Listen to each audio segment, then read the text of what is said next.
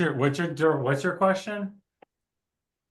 I guess when you take on a buyer or a renter, Okay. before you start working with them, there's a good chance that they're engaged with another realtor in some capacity. Okay. So I think you have to kind of reset the relationship and explain, kind of teeing into the buyer, say, hey, look, these are all the things that I'll do. It's a one-stop shop. I have access to the entire market.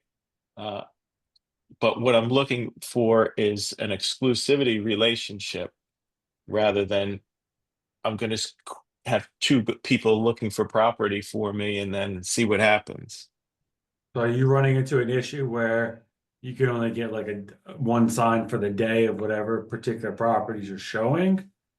Or No, I haven't had that. I'm just trying to think of what people have found the best way to explain the concept of being more explaining without preaching to them or being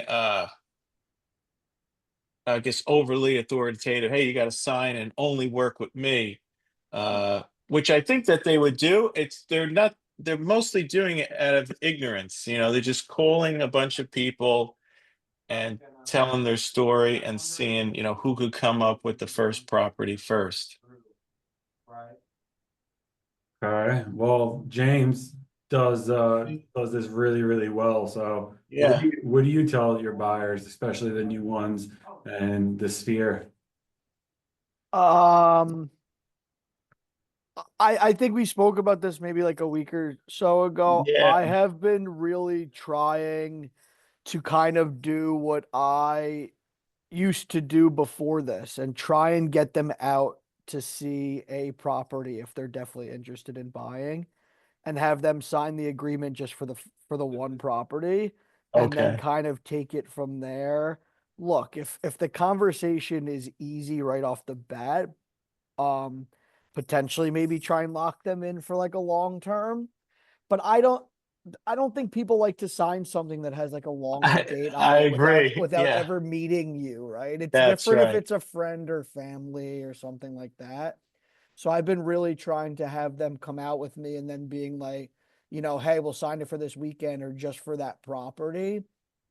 Um, because look, there's not that much on the market also for a lot of buyers I've noticed. So they're kind of like, the first time you meet them, it might only be one property, whereas maybe in the Hmm. past you were able to set up for a whole weekend, right? So if they're happy to sign it for one, then you kind of, you meet them in person and talk through it and have some of that conversation there about, how it works or the future if they're comfortable with you, kind of. Oh, And that's and great. Yeah. and that's the kind of the approach that I would go with too. It seems to be working. Like if you're not going to have a direct consultation and present to Right. to your buyers or renters, whether it be Zoom or face to face preferably, if you're not going to have a one-on-one consultation and then show what you're looking to do, which would put you in the one percentile, just to be clear, that if you actually sat there and say, "Hey, listen, you know what? Like, I'm gonna do things a little differently." They'll be like, "Well, what do you mean, Mike? What are you gonna do differently? I just want to see this house." You'd be like, "That's exactly where I want to stop you." Think about it this way. How many realtors have you talked with? And be honest. I don't care if it's 10. I don't care if it's 5. I don't care. Was it at least one other realtor? They're like, "Yeah." And then be like, "Did they just take you out, show you houses, and that's it?" And then you kind of never heard from them ever again. And Hmm. he'll be like, well, maybe they might agree with it, or they might like, well, actually, no, like, yeah, I saw houses, they didn't make me do it. I signed a paper for a couple of times, and they send me properties all the time, right? Maybe they say that. And then you're gonna be like, well, listen, like, we're gonna be a lot different from the beginning, and can I share why? And then like we're gonna meet face to face. We're gonna meet at Starbucks, or we're gonna meet at Dunkin' Donuts, or we're gonna meet at a coffee shop, and I'm just gonna show over, or you can come over to my office, or we'll go somewhere, and then we're going to put a face to the name first. And then what we're going to do is I'm going to show you exactly the whole entire process of what I do to find houses for my clients. And then after that, if you feel comfortable and confident, what I like to do is just to get your feet wet, get a little teaser going, right? Right after that, what we'll do is I'll have, 2 or 3 properties lined up for us after our meeting, just so it's not a waste. We'll meet first. And if you feel like we can't, that you're not comfortable, you don't like the approach, we can always just cancel the appointments, but I'll have something lined up beforehand. You show what you got, you show the value you got, and then show your value while you do the showings. And then after that, be like, okay, this is what we're gonna do. I'm gonna set you up on a system and do that. But in order for me to do that, I need you to sign a long-term one. Give me a month, Hmm. give me 2 months, give me 3 months. All right. And then you can show your value that way, and also let them know, be like, hey, listen, if you are unsatisfied with the services that I provide, if you're unsatisfied with what I'm doing at any point in this time within reason, all you gotta do is just shoot me a message, and then I'll dissolve the agreement. But I just want to know that if I'm going to spend my time searching for properties, calling neighborhoods, going into my database, talking to Right. people all the time, that I actually truly have an end buyer. And hey, Mr. Buyer, can I share something with you? And they're like, well, what? Like, you know what? Like, and the reason why I'm a little bit more strict and why I like this policy is because you know what? I've been there. I've called for sale by owners for a buyer, showed them a property, right? And guess what? They went and bought a property, without me behind my back. Yeah, that stung a little bit, but I learned, right? Or I've been there, done that, where I spent an hour, 2 hours a day calling around a neighborhood. And when I finally found one, I called my buyer back, and they're like, oh, well, I just bought a property from open house that I saw last week. Like, hey, like I thought we were working together. I was out there looking for you. So you could just Hmm. tell stories, but just like make it like feel like, wow, like you're getting this grand experience. Have you ever gone to like a 5-star hotel before? I don't think 5 star, but high end. Yeah. Like a high end, like where like you Yeah. walk in, they greet you, and then like there might be like a doorman or something like that there, or something Yes. like that. Hey, can I bring your stuff to the room? Sure, you bring your stuff to the room, and you'll be like, hey, listen, Mr. Michael, can I buy any? Can I go get you anything? No, I'm great. And then then the front desk calls you. Hey, I just want to make sure that you got in safely. This, like, you know what I mean? Like basically just giving you concierge service, right? Yeah. That's what you got to instill in Yeah. people, and you got to follow through what you say you're going to do. Shoot them a Oh, of text course. message. Hey, you know what? This just came on the market. Even if you think it's BS and like they're not going to like the property, just the fact of you doing the motion and sending them something, be like, oh wow, he's actually looking for me. Like I used to set a reminder on my phone every day with different people's names on it. And I just basically had it blocked out where I'm like, all right, I'm looking for Mike today. And I would just go into my save search, look to see what properties popped up with a 0 on it, Hmm. real quick through that, and I'll be like, I'll copy just the address, and I'll send him like, oh Mike, this property looks great. I think we should go schedule to go see it. Let me know your thoughts. If that was the best house that showed up and it at least had maybe some stuff, or I'll just shoot a quick message and be like, hey, Mike, I just want to let you know 4 properties came on the market. I don't think any of them are worthwhile, but take a look at your email. They're sitting over there. If you like any of them, let me know. And then like do 2 more days or 3 more days, and you just stay top of mind and relevant. Like you're telling me there's no way that you That's great. stack all these buyers up that want to work with you. Hmm. I like that. Yeah, I do the time blocking, but it's good to hear it. And I like what you guys said, right? There's two approaches. There's the more consultative, and then there is uh, the Just abbreviated one. Yeah. Just what I want you to start doing is stop labeling people, because like in the beginning of the call you were like, oh well, they're talking to a lot of other people, they're doing this. Hmm. You don't know that.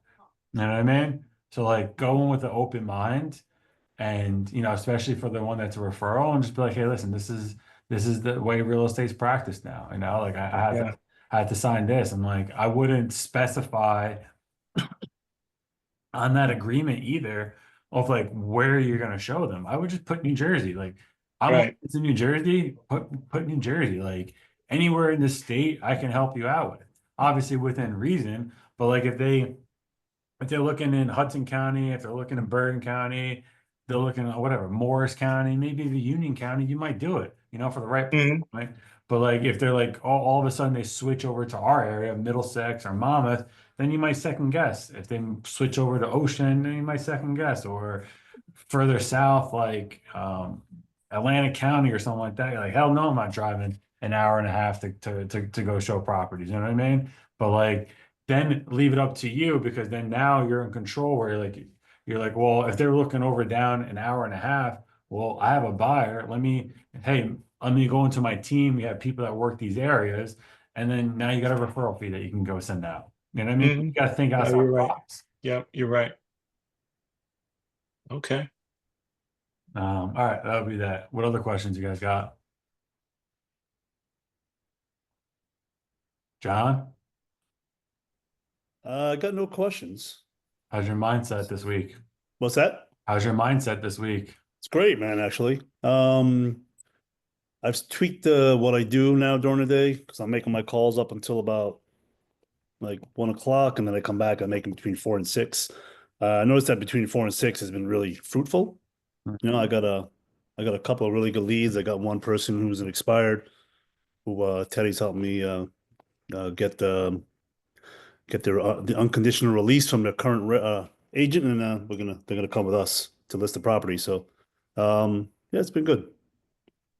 Well, that's great. Just be careful with the unconditionals. Make sure you let them know that it wasn't you that organized how to get him out of the contract. Right. I had a That's why I have Teddy handle it. Yeah, because I had a buddy at Remax that coached somebody how to get an unconditional release, and Yeah. the other agent found out that that agent like basically found out like I don't know somehow some way he found out that he found out about the unconditional release through that agent, and then basically went all the way through the board and he lost. Long story short, he lost because you can't fucking guide your somebody to Yeah, yeah. a contract. I understand. Good for Good you, to know. man. Good for you. Hopefully, it doesn't end that way. No, you're good. You're good. I'm just putting it out there. No, Just it makes sense. It makes sense. You have to be careful, man. yeah, exactly. Like just Yeah, cross your I T's, dot appreciate your it. I's. But Basically, don't put it other in than that, writing anywhere. Have conversations. That's what I would say. no, totally. Thank you. Justine, you good? Yeah, she's not there. All right. So basically, what I wrote down for today's meeting was, one thing I want to something that resonated with me this morning. That's kind of not what I was going to talk about, but I'm going to say is like just pay attention to your word tracks and the words that you are using, because like I was listening to some people and it's happened to me just as much, but like if you pay attention, is most people when they're speaking to a seller or a buyer or renter or just people in life, like it's actually like it's not just specific to sales, is that most people will be like, oh guys, your house is so beautiful. I love the pool. This is basically the example. I love the pool or I love the building and you did so much great work and I love the color scheme that you chose. I love the kitchen. I love the backsplash. I love this. I love that. Basically like loads up all the positive sides, right? But let's say like there's let's say there's two negatives, but, and you use that word but, and then you're like, but like, you know what, like you're not in a pristine building for you guys, right? Or, but you guys are, on a main road and people don't like that. But you guys have whatever it is. Like, so basically like people like load up on like all the positive things because that's what we're trained to do. And that's what we do. Like, hey, make them feel great, make them, fall in love. And then like, yeah, we're gonna tell you that the reason why your house didn't sell was because of price, right? Or because of location, because of what features and benefit your property has versus somebody else's, right?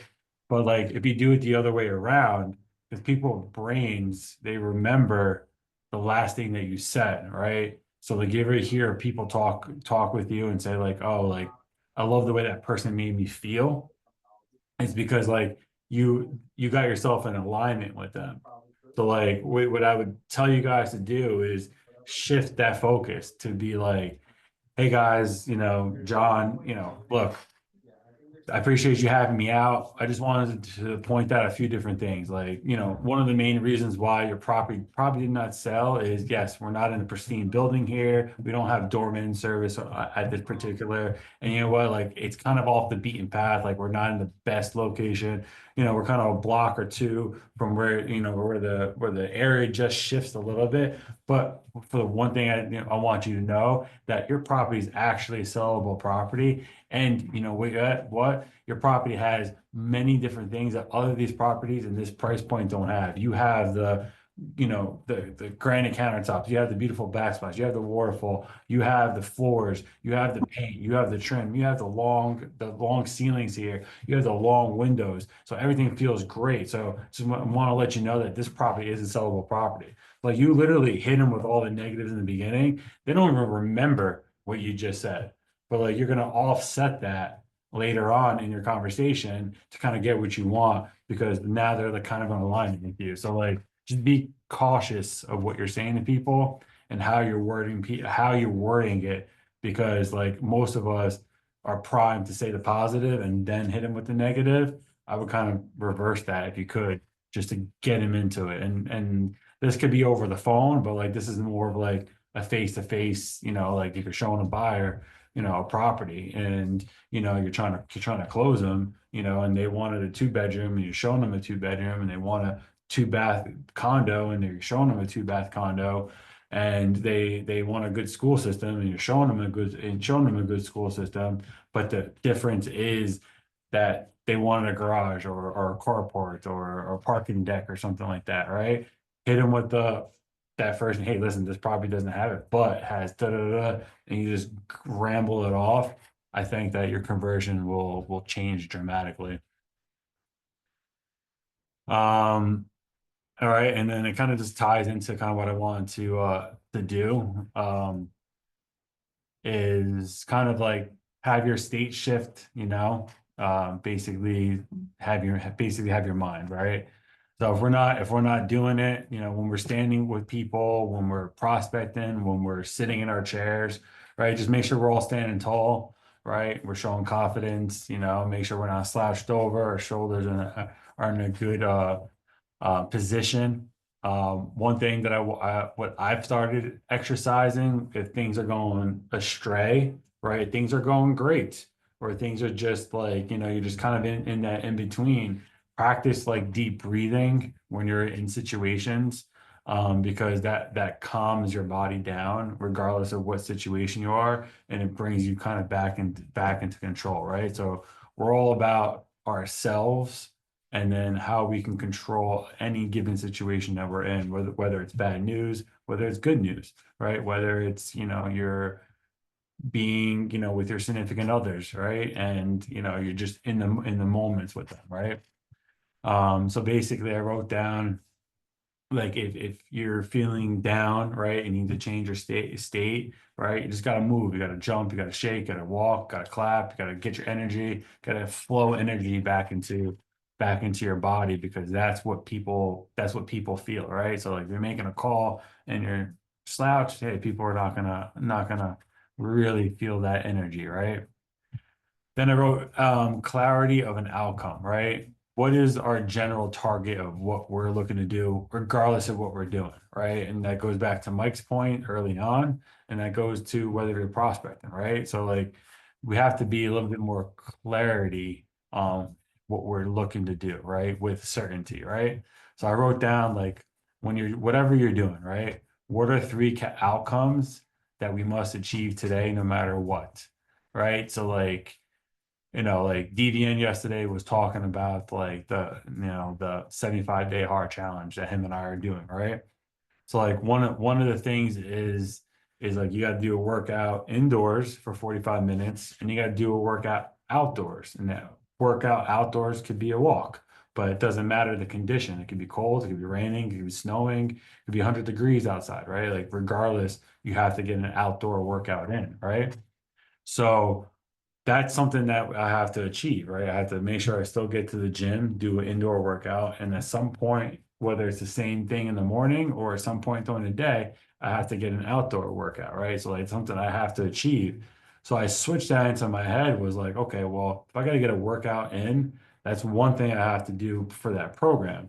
But then what's one thing that I have to do on the business side that would kind of equate to each other of what I'm doing? So like if I have to get a workout indoors, what's one outcome that I need in the business that's gonna drive my business to the next level? Well, let's just say it's call your database, call 10 people in your database, right? So it's something you got to kind of achieve. So like if you play these games with yourself, you can kind of find healthy balance.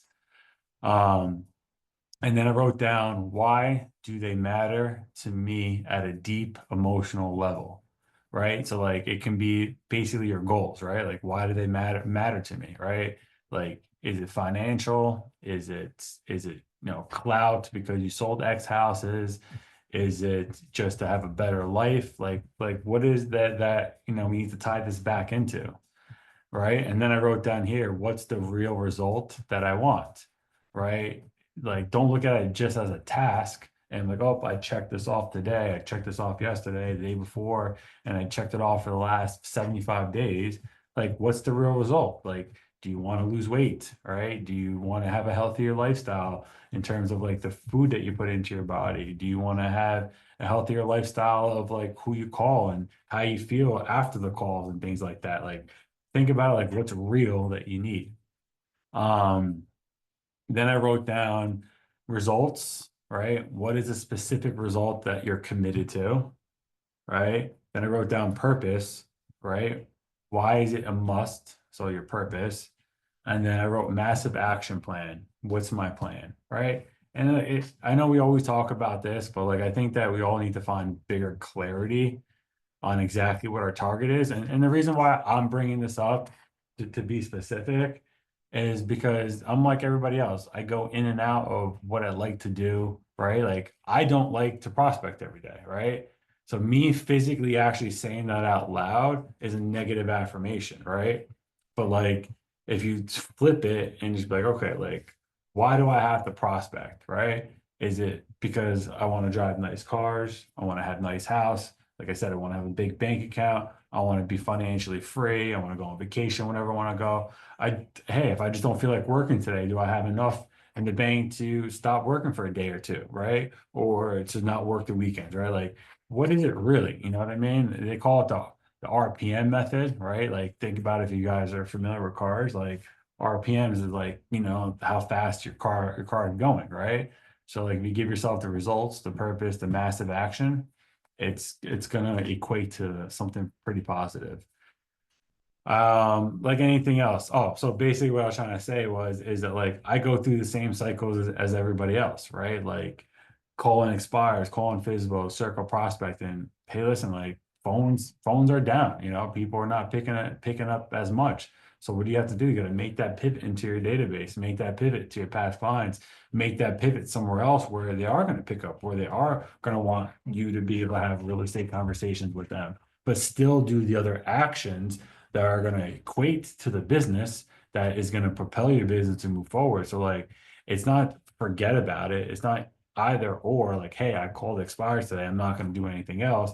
It's the small little actions for everything. And you just keep doing that. And guess what? You're going to be successful. Then I wrote anticipate and eliminate the bullshit is what I wrote down, right? So like, what are the potential obstacles and distractions that you're going to have today? So I've been looking at it more like instead of just like having a big business plan, a big plan of action, and this is what I'm doing this week. Like guys, like life hits us no matter what, right? So like I've been doing this in the morning now. Like when I wake up, I look at like what's my plan for today? Like what did I write down that I'm gonna do today? Am I able to stick through it, right? Because things happen, like um was it not last Friday, the Friday before, right? Like I had things going on in one of my investment properties. I had to deal with the tenant. I had to deal with the delivery that was happening. I had to deal with the contractors that were doing this work. Guess what? Nobody was supposed to be home. I had it all planned out to where it was like, hey, it's between this time, and it's gonna get done, executed, not gonna have to think about it. get a phone call basically like 5 minutes before it's supposed to happen. Oh, you know what? I can't do this. Oh, delivery's running late. Oh, contractor all of a sudden is running 2 hours late. Like what the like, dude, we practiced this.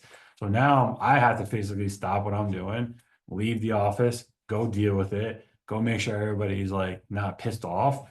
And it screwed up my morning, right? But then I'm like, all right, so this pivoted. I lost 2 hours here. So now I gotta look through my schedule. I'm like, all right, where can I reallocate these 2 hours so I at least get the actions in, right? So like that's what I mean by like, and look at your obstacles that you might have in a day. What are the distractions that you might have in a day, and kind of anticipate them a little bit, and just be true to yourself. Be like, hey, listen, it's 6 o'clock in the morning. You know what? Like my daughter wasn't feeling too well last night. My wife's got to go to work or whatever my situation might be. Kind of anticipate like, all right, well, you know what? My morning might get shifted and I might have to do this. Or like, can I reorganize it and just be cognizant of it, right? And it's like the next thing I wrote down is how will I handle them in advance? You know what I mean? Like if you kind of anticipate it, not saying that we want these to happen, but like let's be real, like pay attention to what's going on. And if you do that anticipation, right? Then I wrote down the next point is what's one habit or time suck that I will eliminate today, right? And the habit could be like, hey, I look at social media too long. A bad habit for anything that might be there. Like, hey, I smoke cigarettes and I take way too many cigarette breaks, or hey, listen, I'm addicted to getting, Dunkin' breakfast every single morning, and that right there is 45 minutes out of my day because I gotta go eat it hot while it's there, drink the coffee while it's hot. I got to talk to this person, I got to do that. And then all of a sudden you lost, an hour in the morning, right? Maybe you eliminate that and it works for you, right?